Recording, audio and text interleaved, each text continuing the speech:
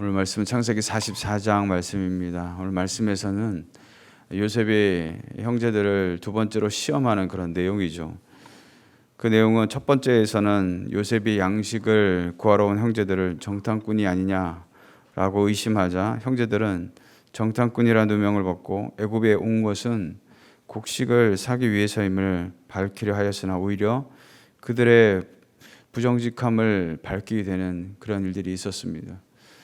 두 번째는 형제들이 구매했던 양식을 각자의 자루에 채우고 양식 구입을 위해 낸 돈도 도로 자루에 넣고는 총리가 사용하는 은잔을 베냐민의 자루에 넣도록 하였던 것이죠.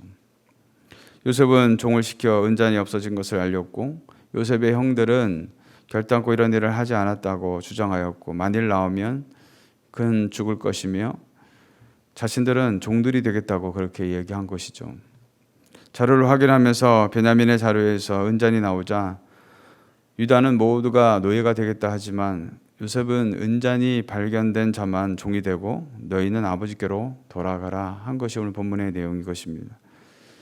그러나 요셉의 형제들은 아버지에게 베냐민이 단순히 아들 중 하나 정도가 아니라 30절의 표현대로 아버지의 생명과 아이의 생명이 하나로 묶여 있다는 말로 하면서 야곱과 그 아들 베냐민이 서로 얼마나 강한 사랑의 관계로 굳게 맺어 있음을 표현하고 있는 것이죠. 이런 표현의 의미는 만일 베냐민이 아버지에게 돌아가지 아니하면 실제로 아버지가 죽을 것임을 보한 것입니다. 그렇다면 요셉은 왜 그 형제들을 시험했을까요? 이 시험을 표면적으로 보면 요셉이 옛날 자기를 팔아넘긴 형들에게 복수하기 위해 그런 시험을 하였다고 생각할 수도 있지만 결코 그렇지 않습니다. 만약 개인적인 복수를 위함이라면 얼마든지 이를 복수할 수 있는 권세가 요셉에게 있었기에 처음 시험에서 정탐꾼이라는 누명을 씌워서 죽이면 그만이었습니다. 그러나 요셉은 하나님을 경외할 뿐만 아니라 하나님이 함께 하시는 사람이기에 사사로운 복수나 그들을 괴롭게 하기 위해 시험한 것이 아니라는 것이죠. 요셉의 입장에서 보면 그는 오랜 시간이 지나서 만난 형제들의 모습에 대해서 과연 그들이 어떤 마음을 갖고 있는지 알고 싶지 않았겠냐라는 것입니다. 여전히 과거 요셉 자신을 팔아넘길 때의 모습이 그대로인지 확인하고 싶었을 것입니다. 그래서 그들에게 막내 베냐민을 인질로 잡아보려고 했던 것이죠.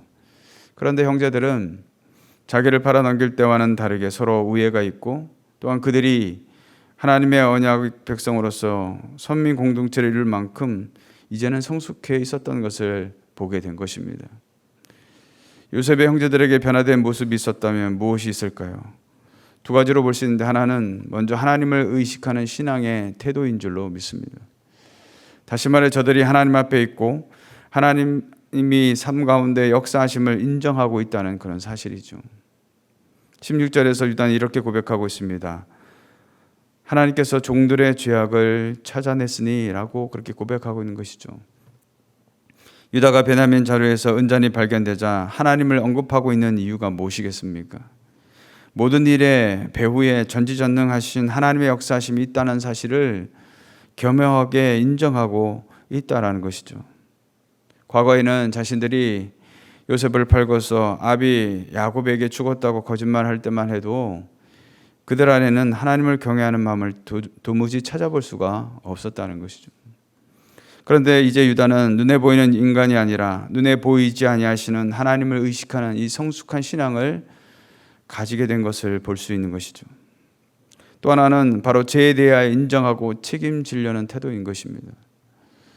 과거처럼 자신들이 미워하는 마음 때문에 형제를 팔아넘기거나 외면하려고 하지 않았다는 것이죠. 어쩌면 이번에도 변화가 안 되었다면 그들 자신이 이 막내를 볼모로 해서 자기들은 안전을 추구할 수도 있었을 것입니다. 그러나 그들은 그렇게 하지 않았다는 것이죠. 우리가 오늘날 예수 믿는다고 하면서도 죄를 인정하지 않고 끝까지 부인하는 사람들이 얼마나 많습니까? 예를 들어 법정에서도 증거가 분명함에도 불구하고 끝까지 인정하지 않는 모습을 우리는 너무나도 쉽게 볼 수 있는 것이죠. 뿐만 아니라 자신이 한 말에 대해서 기억나지 않는다든지 모른다든지 뭔가 피해 관련의 일들을 세상에서 우리는 너무나도 쉽게 보고 있는 것이죠. 그런데 오늘 본문에 요셉의 형제들이 베냐민의 자루에서 은잔이 나오자 16절에서 우리와 이전이 발견된 자가 다 내 주의 노예가 되겠나이다. 자신들이 한 말에 책임 있는 태도를 보이고 있는 것입니다. 사랑하는 성도 여러분, 우리는 하나님 앞에서나 사람 앞에서 정직하고 진실한 삶을 살아가는 자들이 되어야 될 줄로 믿습니다. 혹시라도 무엇을 잘못한 일이 있다면 어떻게든 부인하려고 피하려고 하는 것이 아니라 인정하고 책임지는 태도가 중요하다는 것이죠. 왜냐하면 죄가 있음을 깨달았을 때에 회개하고 변화되는 기회도 주어지는 것 아니겠습니까? 무엇보다도 이 모든 상황들을 내 앞에 있는 사람은 모를 수 있지만 하나님께서는 다 알고 계신다는 것이죠. 손바닥으로 하늘을 가릴 수 없듯이 하나님 앞에서 숨길 수 있는 것이 무엇이 있겠습니까? 그러나 하나님을 믿지도 의식하지도 않는 사람은 아무리 교회를 오래 다녀도 그리고 죄를 짓는 가운데 회개는커녕 전혀 마음에 찔림조차 없는 것이죠. 그 이유가 무엇이겠습니까? 그 마음속에 하나님이 계시지 않기 때문에 자신의 잘못이 무엇인지 깨닫지도 인정하려고도 하지 않는다는 것이죠. 이런 사람에게 무슨 이웃사랑이며 공동체 안에 다른 지체를 위해 희생하거나 섬기는 모습이 어떻게 있을 수가 있겠습니까? 그런데 유다는 형제들을 대표해서 베냐민의 자료에서 나온 술잔으로 인해 베냐민이 죽을 수도 있는 상황에서 자신이 노예가 되기를 탄원하고 있는 것이죠.